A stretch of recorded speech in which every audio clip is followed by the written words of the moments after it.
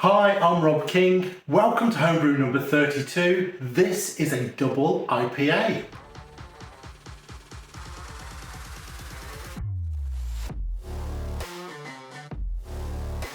This is the Homebrew Master Plan with 14 beers aligned to 14 special events throughout the year. And January being my birthday, I'm going to brew one of my favourite drinks, an IPA. However, I've never ever brewed a double IPA. So for this birthday, it's IPA, but doubly so. A double IPA just has a massive grain bill. It's going to come in at around 2.8 kilograms. I'm going to have to scale it all down to 8 litres in the fermenter just so that it'll all fit into my Aldi mulled wine warmer, which has a maximum volume of 16 litres. In addition to that, there's 70 grams of hops going to go into this, resulting in 110 IBUs of bitterness. That's just incredible.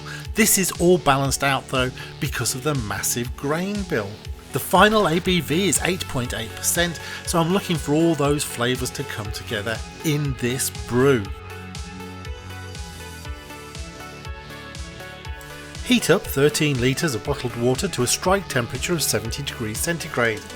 Now this is Ashbeck water. This has a very low mineral content, which means that we can adjust the minerals to exactly what we need for a nice hoppy IPA. The water chemicals that are going to go in are 3.3 grams of calcium chloride, 1.1 grams of Epsom salt and 1.2 grams of gypsum. Mashing in, we have 1.25 kilograms of pale malt, 535 grams of Pilsen malt, 535 grams of white wheat malt, 177 grams of caramel malt at 19 EBCs and another 89 grams of caramel malt at 118 EBCs, and then finally 45 grams of Munich malt. After mashing in, it's important to stir well to ensure there's no clumping, and here I'm just checking the temperature before sealing up.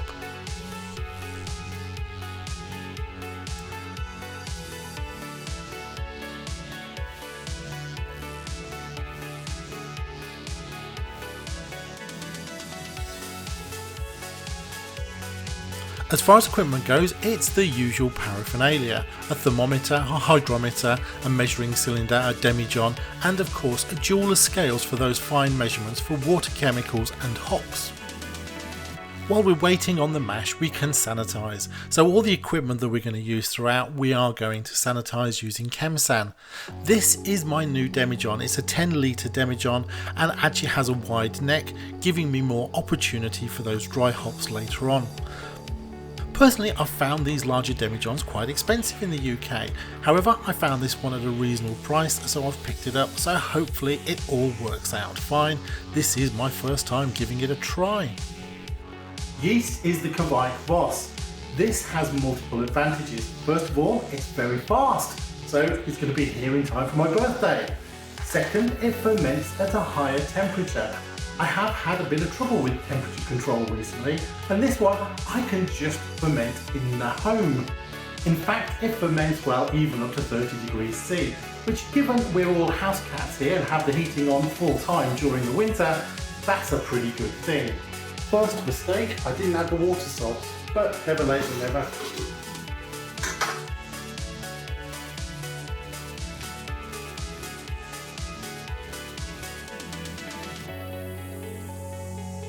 Degree.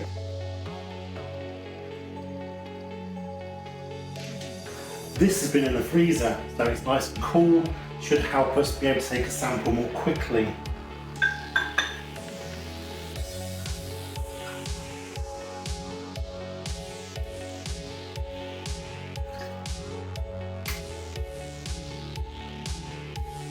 (30 degrees), so it does need to cool a bit longer.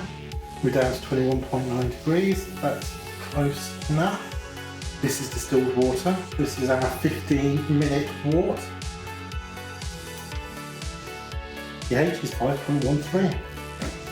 The pH is actually at the low end, but I did add the water chemicals a bit late and really only took a sample like 5 or 10 minutes later. So I think I may be okay. I'm going to keep an eye on it, but I think we're in a safe range. The mash has reached 60 minutes, so we can now remove the grain bag and let that strain for a while. While it's doing that, we can let the temperature start to raise to 100 degrees, ready for the boil. So the second mistake of this brew is I didn't start with enough water. I started with 11 litres instead of 13, so I'm going to correct that now. I didn't want to add the addition earlier because it would have brought the temperature down. However, now the grains are out, mashing is over, I can add the extra water.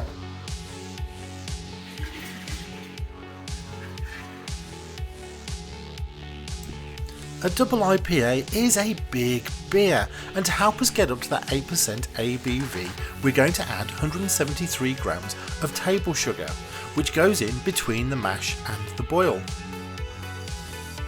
By the time we reach the boil, the grains will have drained through, so it's now time to prepare for the hops. Our first hop addition is Cascade, 36.5 grams in total. This is going to impart 70 IBUs, a massive amount of bittering at this point in the brew. Our first hop addition then goes in at 60 minutes.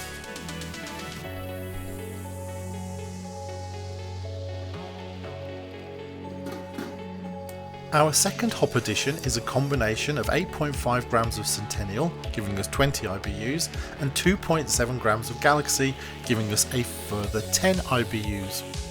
This addition goes in at 30 minutes. Our third hop addition is 2.7 grams of Columbus, delivering 8 IBUs. This goes in at 20 minutes. This sample was taken pre-boil. We've had to wait a little while for it to cool down before we could take our measurements. The specific gravity came out at 1.055 versus a target of 1.058. This means our mash efficiency was set too high. Looking back at Brewfather, we set our mash efficiency to 70%, and in actual fact it's recalculated to 63%. This allows us to fine-tune the Brewfather settings for the future, allowing us to be more effective in terms of the amount of grains that we need to deliver the results that we need in the future. We were close, but no cigar. Meanwhile, as far as the pH was concerned, that did start to come back up to the range that we wanted, and in actual fact the mash pH has come out at 5.38, right in the middle of that perfect range. With 10 minutes to go, it's time to sterilise the chiller.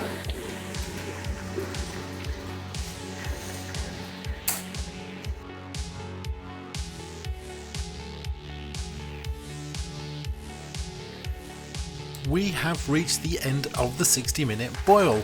We can now reduce the heat and start to cool the wort. We only need to cool it down to 90 degrees for the hop stand, so this is going to be very quick.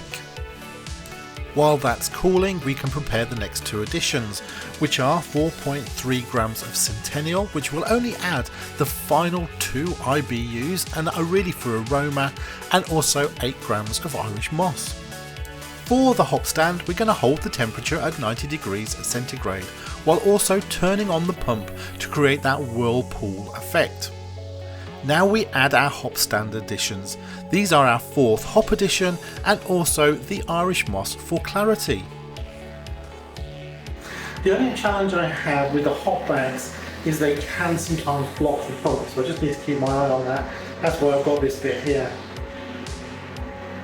Our 10 minutes are up, so it's time for cooling. Now cooling should be a little simpler since we only have to get the temperature down to 30 degrees C.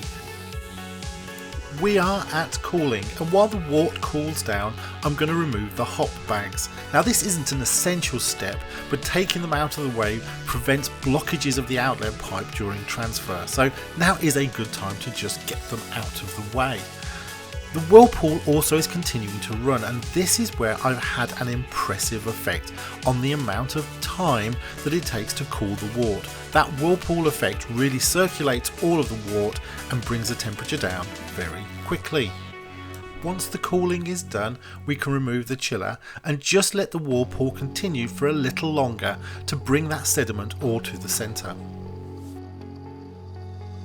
We are ready for transfer, but I am going to leave it for 5 minutes after the whirlpool just for everything to settle down a bit and make sure there is nothing just still floating around that we can avoid transferring through to the fermenter.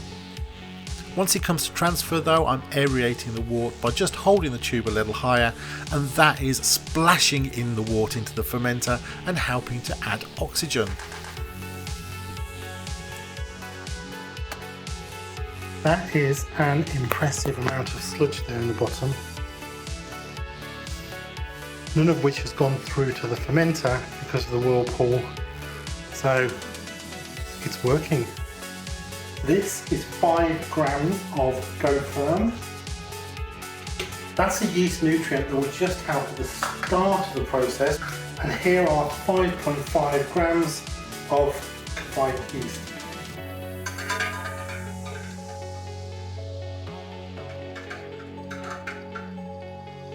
That's it for the fermenter. We can seal it up and just put it away somewhere nice and toasty for a few days to let fermentation do its work.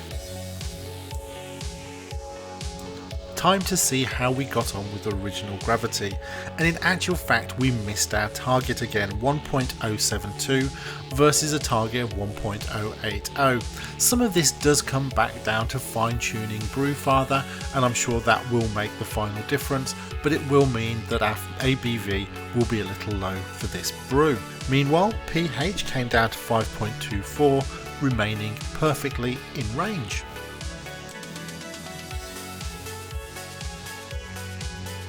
This is 4 hours after pitching the yeast.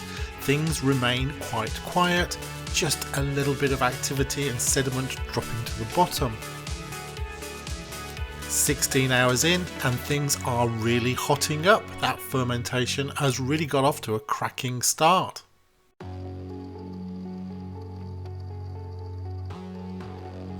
The airlock on this 10 litre demijohn is quite unusual, but it still seems pretty effective. This is 21 hours into fermentation. Things are still pretty active but are slowing down a little.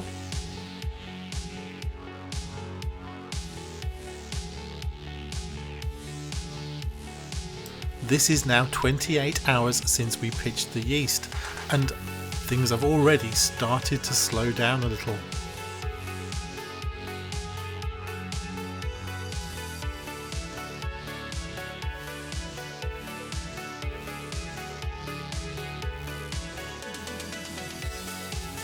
Day 2, and lots of trub now starting to form at the bottom.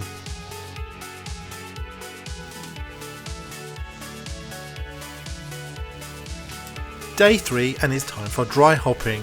Well, that is if I can get the lid off. This was a real challenge. It was really tough.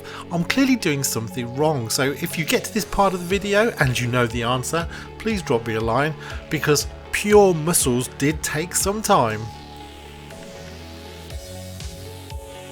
The dry hops are 5.5 grams of Columbus, 5.5 grams of Galaxy, and 4.3 grams of Centennial. Having overcome the challenge of opening it, adding the dry hops now is really easy, and not only that, they sank into the wort quite simply, so they're off to a good start. Having exposed the wort to the air, I am going to give it a blast of CO2. That should give it a bit of protection, one hopes anyway.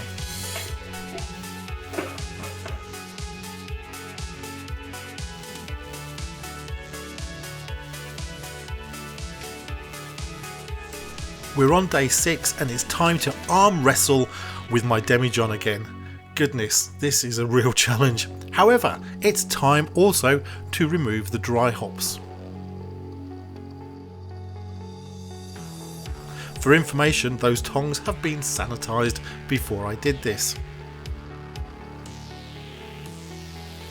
Having removed the dry hops, it's now time to cold crash. This is just a couple of days in the fridge to help that sediment drop out so we can have a nice clear transfer. This is a classic hop selection and the aroma is wonderful.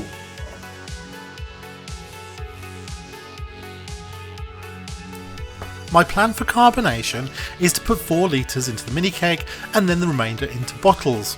So at this point I'm incredibly optimistic on how many bottles exactly I'm going to get out of this. So having cleaned and washed the bottles, I'm currently sanitizing them, and shortly I'm going to be very disappointed in terms of how many I need to use. For once, transfer went really smoothly, and I managed not to leave any over the floor, over the side or over myself, and actually managed to get it all on target in the mini keg or in the jug. Go me!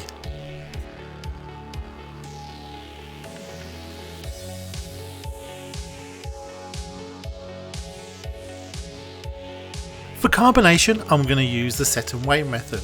By setting the pressure to 10 psi and putting it in the fridge, it really is just going to carbonate over the next few weeks. Also, as we mentioned a few times, this is a big brew and does need a little bit of time for conditioning. I'm still 3 weeks out from my birthday, so that gives us a bit of time for that conditioning. It's time for the final gravity reading, and here we did quite well. We came in at 1.012 versus a target of 1.013. This means that the ABV is 7.9%. That's not too bad, but again the target was 8.8%, but we knew we were going to miss that because we missed our original gravity target. Slightly disappointing, only 1.5 litres after my 4 in the keg, so that's 5.5 litres total. Don't think I needed that many bottles, just a few. I have taken through a little bit more sediment just to try and get as much out of this as I possibly can. However, we'll see when we move into the bottles if we can lose a little bit of that. Time for refreshment, and this is the Neck Oil Clone V2. Didn't quite carbonate as well in the bottle, but still delicious. For bottle carbonation, it's 10 grams of sugar or 7 grams per litre. Meanwhile, over here, cleaning up. I mixed that sugar in a little bit and then waited a while before bottling just to let it dissolve and let some of that sediment hopefully drop to the bottom a little bit. However, time for bottling, time for bottle capping, and then put them away for a few weeks to bottle carbonate. Lots of sediment, at least I didn't take all that with me.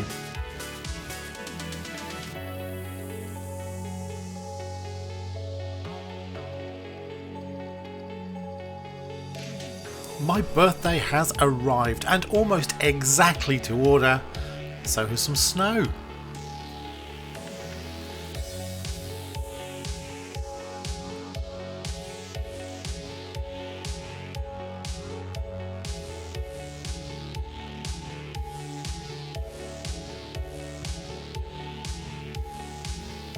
Well, time for an evaluation. Lovely head, but did hold. Fantastic carbonation. Now I've changed the gas bulb, super carbonated as it came out, but settled nicely. Beautiful, deep, rich, golden colour. Fabulous hop aroma. I'm smelling it as it was pouring. And of course you've got that massive IBU and bitterness. But it doesn't come across particularly bitter, and that of course is because it's balanced.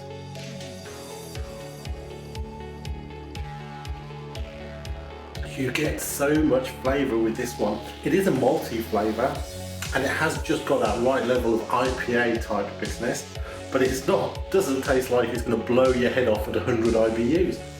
What a fabulous brew. Cheers everyone, good health.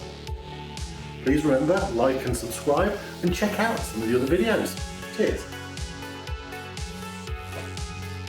That's 1 down and 13 to go.